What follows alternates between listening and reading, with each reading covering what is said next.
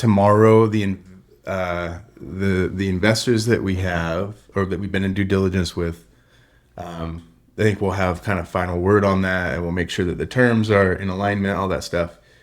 But so we're taking this moment, to your point, to just kind of reflect on where we're at and what we have going, and making sure that like it's good when things I think are going really well, to take a breath and reflect and take a conscious moment to like make sure you're calibrated, because when you're in a stress state, it can be harder. Mm-hmm. So it's kind of like, okay, cool, we're on a high. This is like, it's great. Couple days we're feeling really good about things before we just push, because there's always more and more and more. If we can integrate reflecting and kind of where our heads are at and where we want to go, and then integrate that into the business, and make sure that we're making those decisions, because tomorrow we could wake up, it could be a whole different dynamic. Totally. Like news could go hit different. It could hit some insecurities or something like that. So being able to document and be like, hey, this is the strategy. These are the bets. This is Cool. a grounded approach here. So do you want to talk? So what's on top of mind for you? I think it's just Mario. We're talking downstairs just about the principles of what we're looking for in our DNA as we hire. And then seeing that Mario posted that he's the head of product and he's announcing it. And it's, of all the things to celebrate right now that are going really, really well, that one is like the coolest. Talk about it. What makes me emotional? Yeah.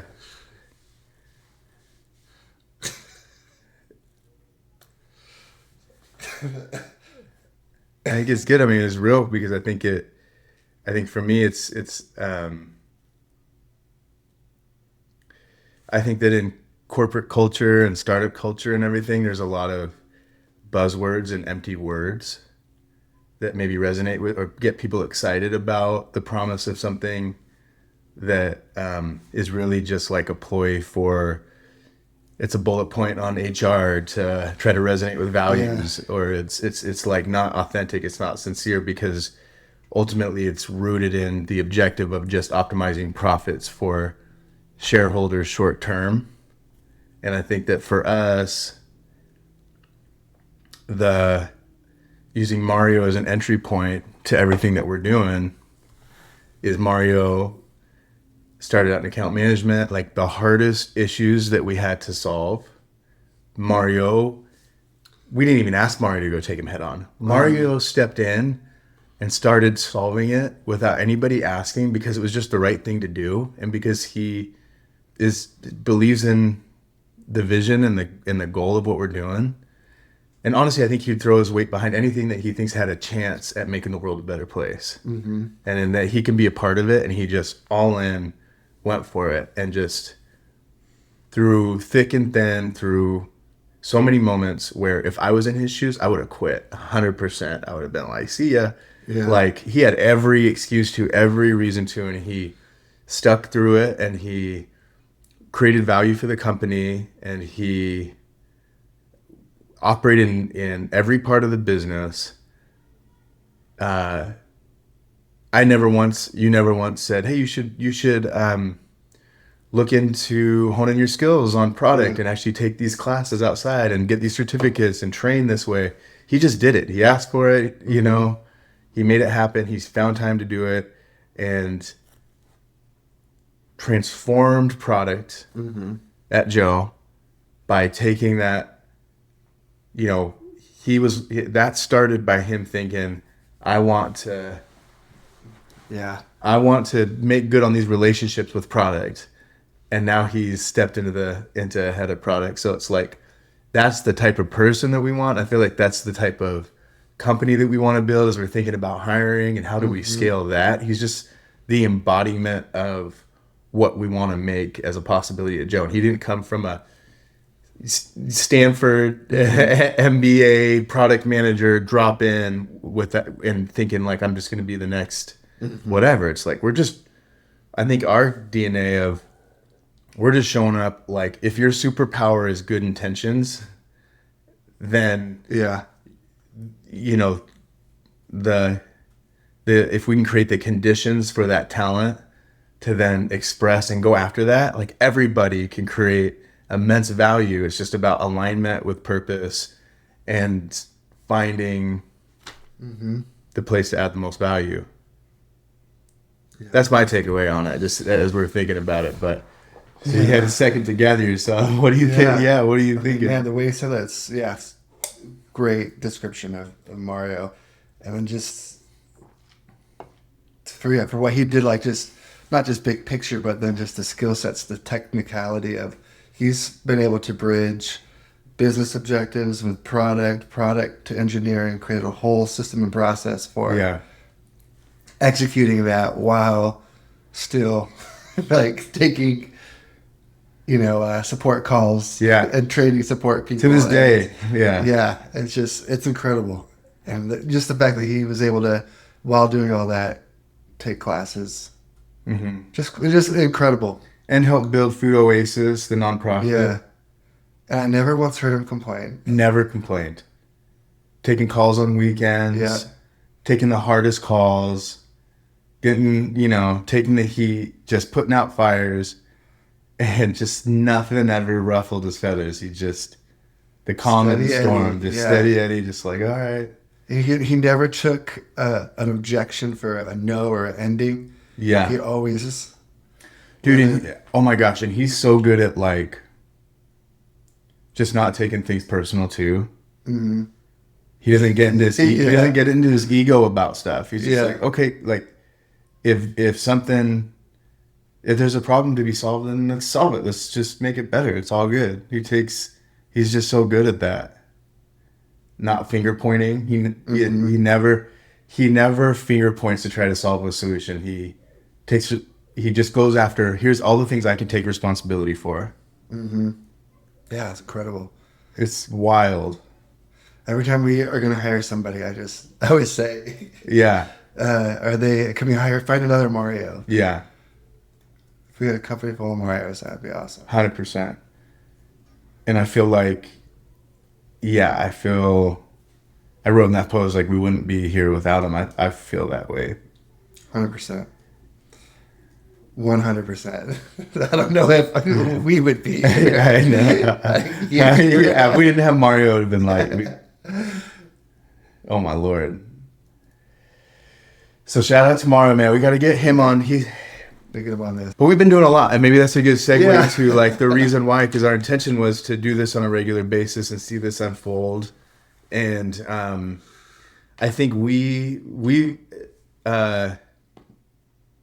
set the intention really early on, like if we can... You okay? Yeah. I think that's going to get picked up on the mic. God. Popped right here. Oh my God. That reminds me, just quick aside, when you were doing that, when we were at the Eckhart Tolle thing, the dude next to me cracked every single one of his knuckles. Like in the middle of a talk on people about, Eckhart Tolle's talking about the aliveness of stillness, and then I'm hearing like... And did I tell you I got all the snacks because I was starving? Oh, yeah. And then it was like the most crinkly bag. So I sat down, and then Eckhart Tolle sat down and just looked at everybody, and it was complete silence. And I was like, there's no way I'm eating this bag of Fritos. And then Eckhart Tolle. I mean, the whole convention center was full. You could hear a pin drop in there. I'm like, God. And I'm in the second row. Can you imagine? I wanted to eat. I got muffins and cookies and everything they had at the convenience store because I didn't eat lunch, breakfast, and this started at 7 at night. I was starving. We were running late, so we were hustling. Vanessa went to the bathroom, and I went to the convenience store, got it just in time, stuffed her jacket pockets with it because it was so much. Sat down, and then it was just like, I thought I'd have a little time to when people are getting seated. No, it was like we sat down and the lights went down. Holy crap. Yeah, anyway. And then he came out. I was like, I was looking at it. And then he was, and it's about like being above the thought. And I'm like, man, I'm really, I am the observer. Okay. Sorry, the segue. What was the segue? We've been pretty busy. We've got a lot of we've been busy. Yeah. Okay. So just setting the stage here. So tomorrow, the investors that we've been working with, who's done multiple months of due diligence, we've had an extended due diligence period because we ran into hardware issues, which we should talk about what that whole experience was like. Essentially, just in a nutshell, we got we made a deal. Nick says in a nutshell. It's creepy. 3 hours later. Yeah. In a nutshell, we secured a bunch of tablets that we were building out our first generation of the operating system on. Yeah. Found out, anyway, and launched 150 shops. And so that's like 3 tablets per shop. So 450 tablets. Yeah. And then found out that these tablets, although they were promised as brand new, were actually in the box for like 3 years before we got them.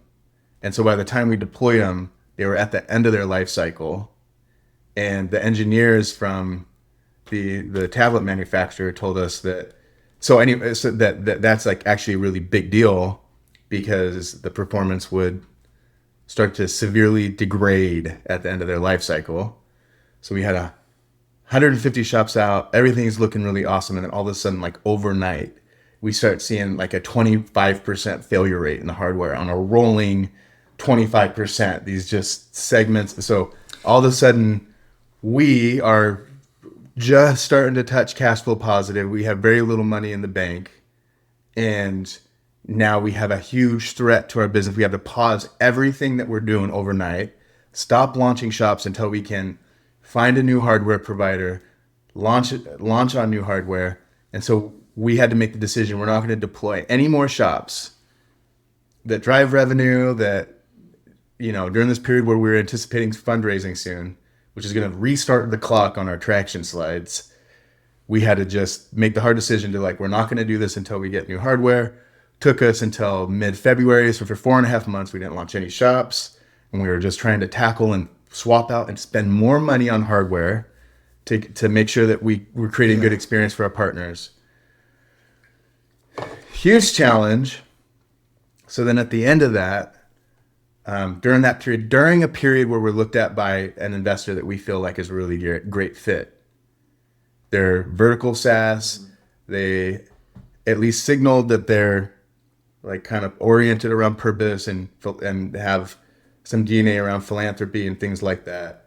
Can be a great partner and can help us really take a big step forward as a deep-pocketed partner to pursue our highest aspiration of transforming really community commerce through principles of regenerative commerce.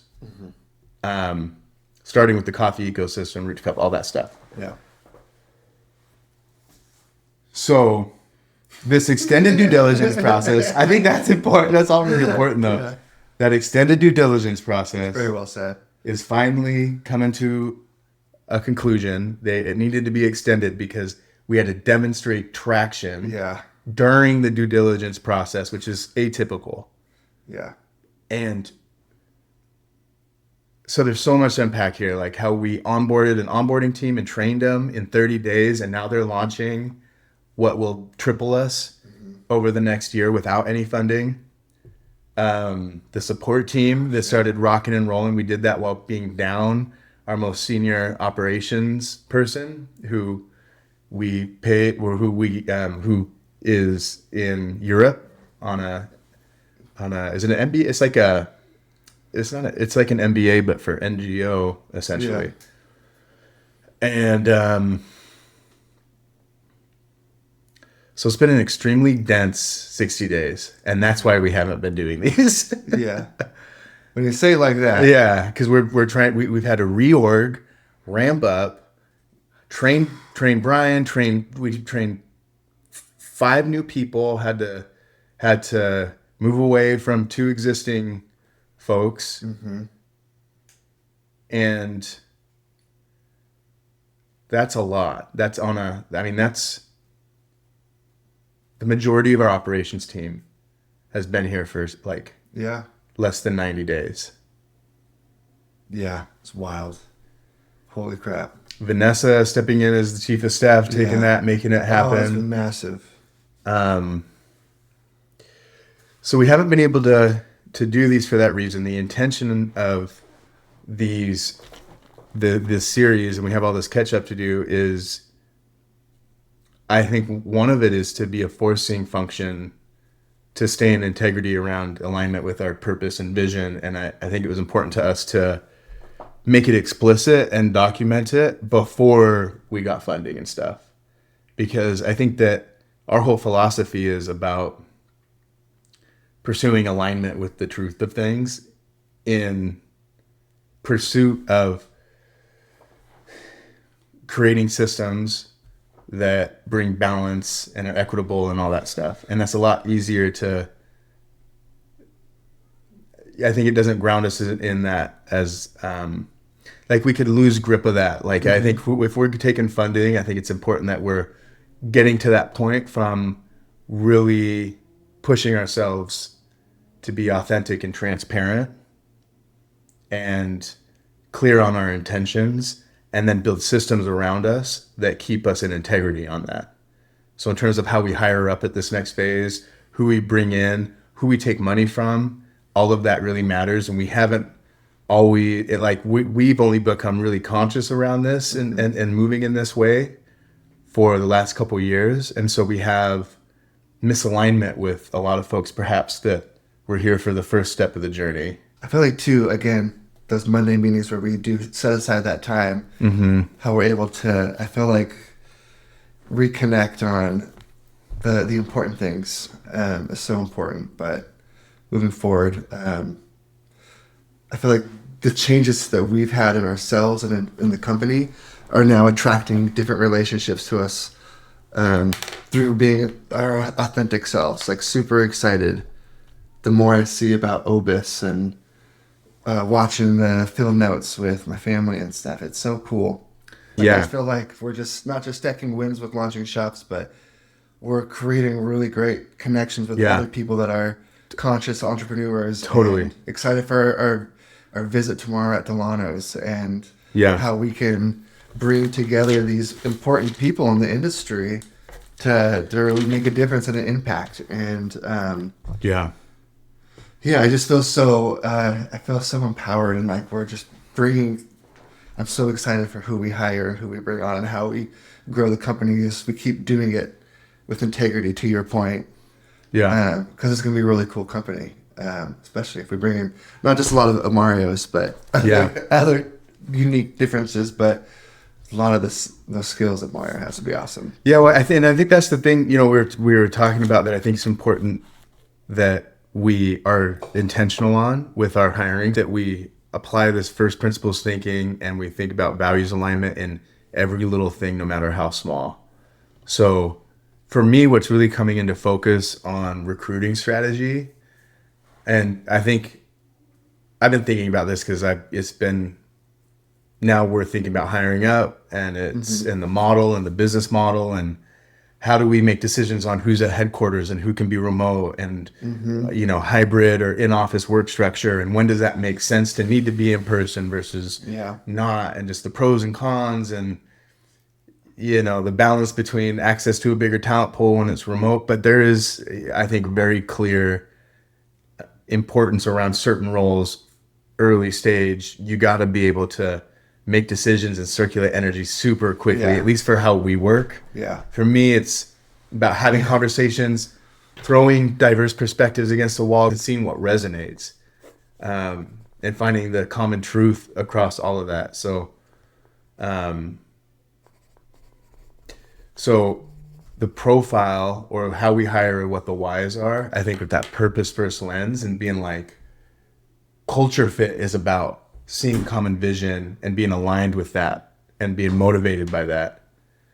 But I think what the clarity is coming around alignment with this purpose, this belief in the vision, wanting to be a part of this change in the world, and being the number one thing, not status, ego, whatever. And like that's why Mario was such a embodiment of what we want to have. Oh my gosh. Is that it was like, I can add more value. We can get somewhere doing this, account management stuff. Let's put these programs together. He was putting systems around things without us ever asking. And then that created opportunity for him. Then it's, okay, cool. Hey, Mario, we trust, you know, your instincts on this. Let's go figure out this hard problem.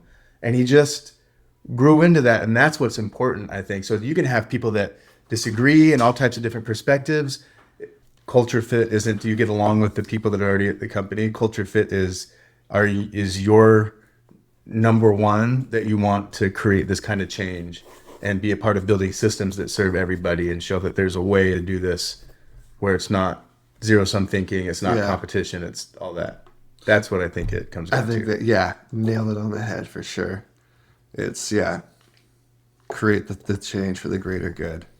And this reminds me of your whole we, not me thing earlier. Oh, I want to ask you a question. How do we take, like, what I love about us is how agile and quick we are, changing and reorganizing and moving things.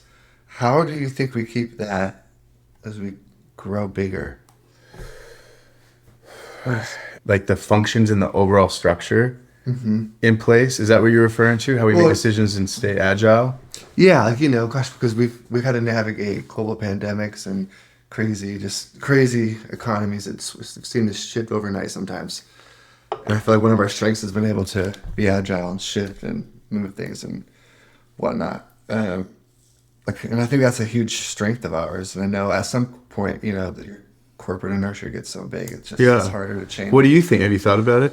Well, no, not until you brought that up. Like how we work, and that's such a core thing to our DNA. And I think it's culture. I think it's getting the right people. You know what I mean? I think that's why it's so important on the values alignment thing. Because if we hire specialists that are like, well, I did things this way here or this thing's here, it's like those skills are great, but like the number one thing needs to be the orientation around the goal.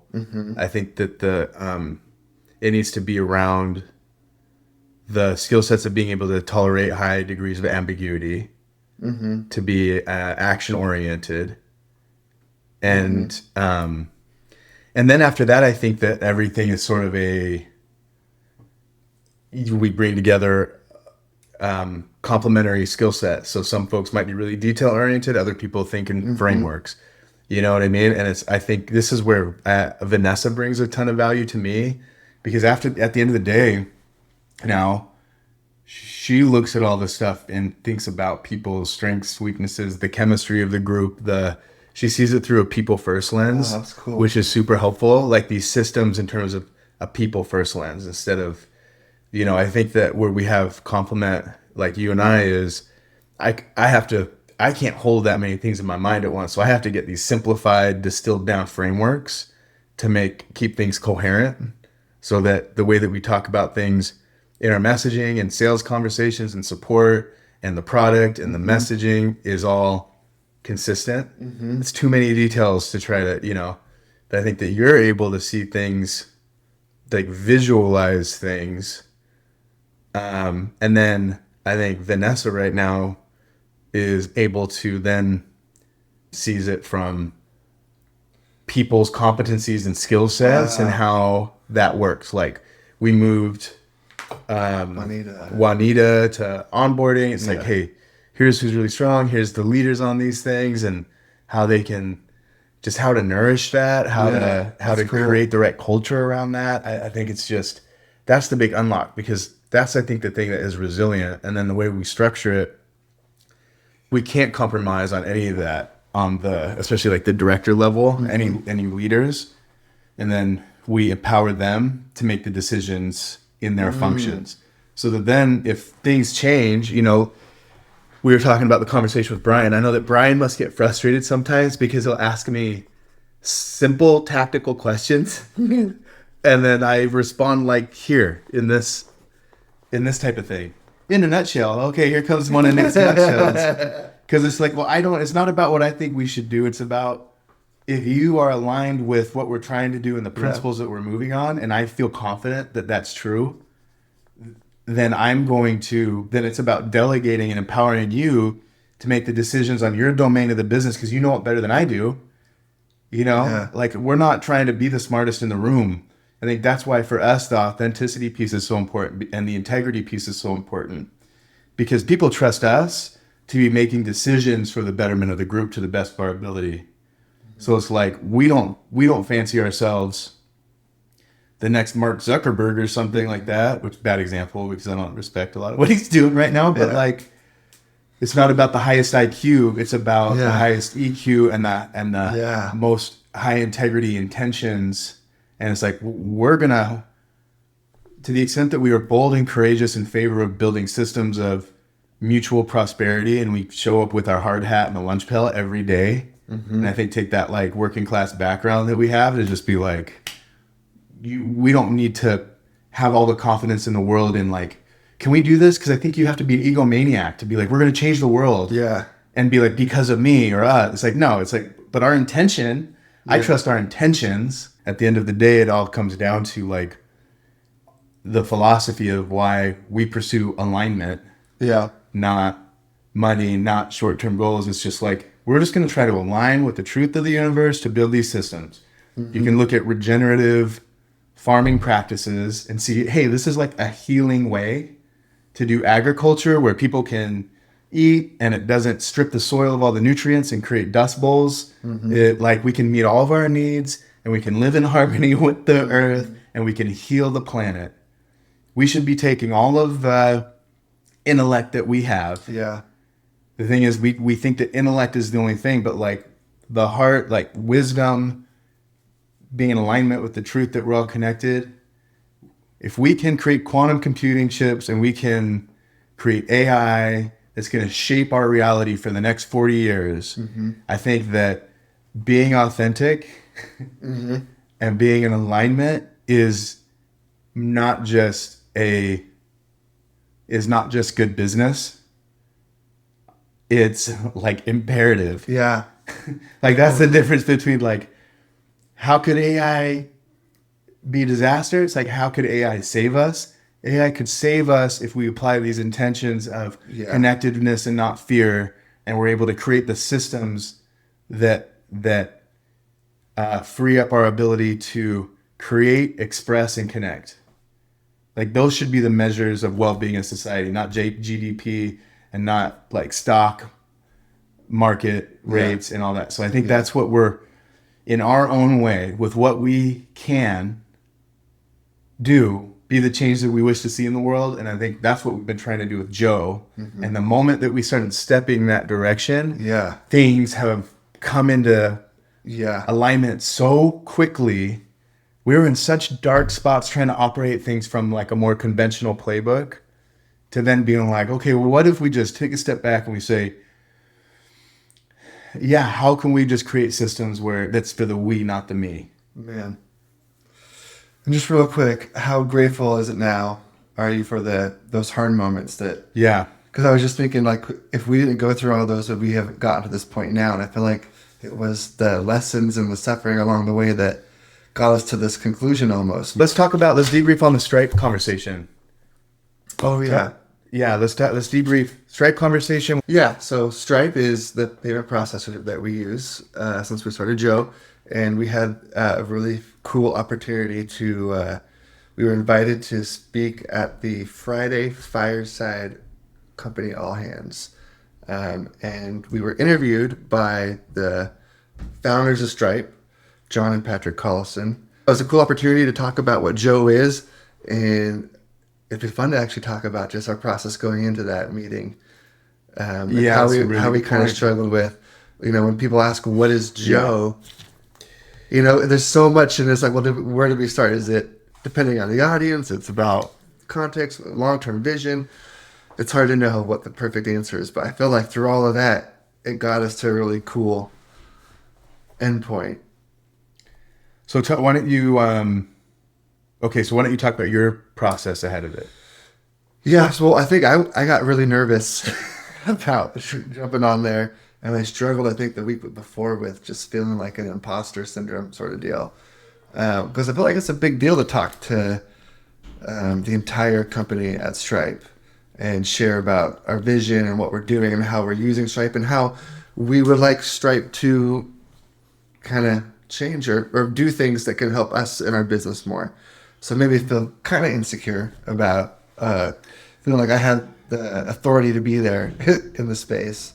So then I think my process was asking you questions and how to frame it. And then I know we spent some time the night before, and I can't tell you how many days I would shower and think about, how I would talk about things. But I feel like I talked the night before, and then just going into it without feeling like you gotta say the perfect thing, but just speak authentically. I feel like it went really well. So you were kind of feeling like you had a imposter syndrome feelings. The thing that was stuck out to me that was interesting that you said there was that you were concerned about how critical or constructive criticism would be received by them on the call. Was that a concern for you? That's not something that I even thought about.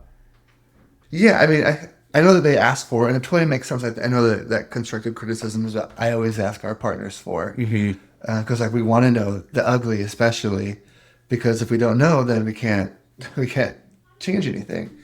But yeah, I think I felt just imposter syndrome in the terms of feeling like I had authority to go and share what we're doing, but I don't know if I give ourselves enough credit for what we're doing, or feel like we have done anything impactful yet.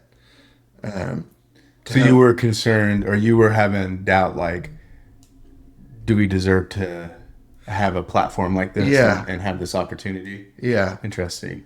So I think I felt kind of like an imposter a bit. But in hindsight, when you go through all of our time with Stripe and how much of the product that we do know and how it's integrated and how we're utilizing Stripe to empower stuff, it's cool to, I guess you don't give yourself enough credit for how much you know. I feel like the more you know, the more you realize you don't know. And so I think, Totally. That was hard. But then, I think I was a little nervous to your point. It's like, what do we say? Or what's like okay to say? I know they wanted to know kind of beforehand. Yeah. In the prep call. Well, so for me, it wasn't that. Like I wasn't worried about saying the wrong thing based on what their bar was. It was like what I unpacked on that, and I thought this is what you were speaking to when you mentioned it, was I was feeling a bunch of anxiety and I didn't know why. But usually for me, that's my first signal of like, okay, something's off. And like, it, I think, in your energy in your body before intellectually. Because like what our stories of our ego are very different than, I think, a deeper sense of purpose that we have. Because you can get wrapped up and start making misaligned decisions for noble reasons. And that is the most insidious thing. So wanting to say the right thing or wanting to answer it in a way that was palatable or would be quickly received, that checked their boxes, is a instinct that to me is misaligned with putting our purpose and what we're doing number one. And so my anxiety came from feeling like this tension of, to answer the question of like, okay, how are we going to answer the question of like, what is Joe? Which is such a simple thing, but it made me aware of like this tension I have of like the small thing, the contraction in the face of fear of how people are going to receive, fear of rejection, that kind of a thing, is, we're like a coffee shop point of sale and we have a mobile app and you can order ahead at all these locations and you can redeem rewards. And like, that's the thing that is like simple, but that is not what Joe is. Yeah. Joe is a philosophy around this regenerative commerce that we're trying to test. And we have proven one little part of this bigger formula that we want to deploy to try to transform the whole ecosystem from root to cup, because our highest aspiration as entrepreneurs is not being billionaires. It is making social impact that creates, that betters the lives of people. And you were talking about the Obis, One Big Island in the Sky, the Field Notes videos, because I think that for me, our experience in with our childhood, blue collar, background, being in environments where you know what it's like to feel like, or to be around adults or people that have all the responsibility in the world and not a lot of opportunity, Oh yeah. and what that feels like. Yeah. And so being able to be like, hey, we have a strategy that is very reasonable, and we're going to go after transforming the industry and Yeah. creating relief for everybody, from the farmer that is facing that reality to the coffee Yeah. shop owner that feels that same limitation. Yeah. And we can create systems that create more accessible ability to express, create, and connect. And that's what gets us excited. So when Stripe says, Yeah. what does Joe do for people that aren't Yeah. familiar? And I'm like, I want to say this, Yeah. but I feel pressure to say this. And I Yeah. feel like I'm betraying myself if I say this. Totally. And so it feels scary to Yeah. be like, well, what are we? We're going to change the world, you know? Like, that sounds ridiculous. I feel like a fool. I know there's a risk of sounding like a naive idiot or buffoon on that, but it's like, it's real, you know? Yeah. So that was my attention leading up to it. Yeah. I mean, that's really hard to describe. And to your point, we have 20 minutes, and I think they wanted this answer, not. Yeah, but it's like, I don't want to, just because Yeah. they want that Totally. doesn't mean that, just like there's things that investors want that it's like, Yeah. we're not doing that though. So if you have a problem with this, like, I would rather have the courage. And that was the thing where I have felt like, okay, am I shrinking? And I felt good watching that or listening to the track back. So I was like, okay, I didn't say everything I wanted to, but I led with, we believe that coffee has the power to change the world. And that sounds ambitious, but when you realize that more people pay using the Starbucks app than Google or Apple Pay, you see that that's actually a possibility. And Boom, dude, that's freaking Yeah. badass. and then it's like, so right now we do that through coffee shop tech Yeah. and a marketplace for people to make it easier to, in service of small and independent businesses. But that's the essence of what we are. It's that big thing is what we are. And it's practicing regenerative commerce in a way that people will do multiple times a day. Yeah. And if we can win and beat out the competition, it's like, this isn't about playing drums around a fire. It's about, this is better business. Like, this creates better customer experiences, better owner experiences, better barista experiences. Better for the environment. It brings together economies of scale and that kind of buying power for the non-incumbents, as Patrick from Stripe mentioned. It's like, yeah, it's a great way to put it. We have a system that creates economies of scale for non-incumbents. For all the little guys, you can get the same. Our goal is you can get the same buying power, so you get the same margins. If coffee shop owners get to pay for coffee or for goods at the same price point as Starbucks, how much cooler would coffee shops be? Oh man. See, that's the unlock. Yeah. Like, that's why, what's the difference between Joe versus Square and Toast? It's like, are you kidding me right now? Like, there's, you know what I mean? Square and Toast, like, do this. And here's the thing. I hope that they would see this and then say, like, we're going to change our business model and we're going to bring price of goods all the way down for coffee shops by harnessing our scale, but they're not doing it. So it's like, so we're going to go do it. Yeah. And it's going to be way better for coffee shop owners, and it's going to be way better for baristas. It's going to be way better for customers because now they get cooler experiences. They get hospitality.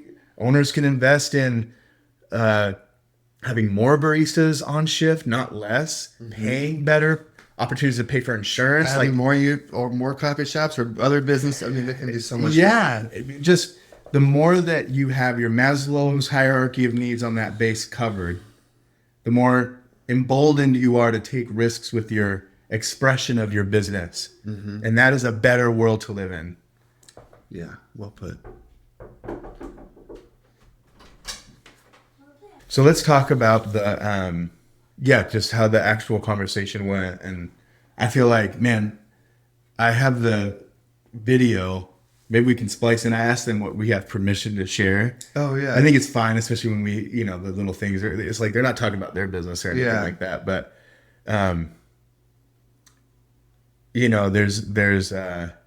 there's some cool moments in there. I felt like,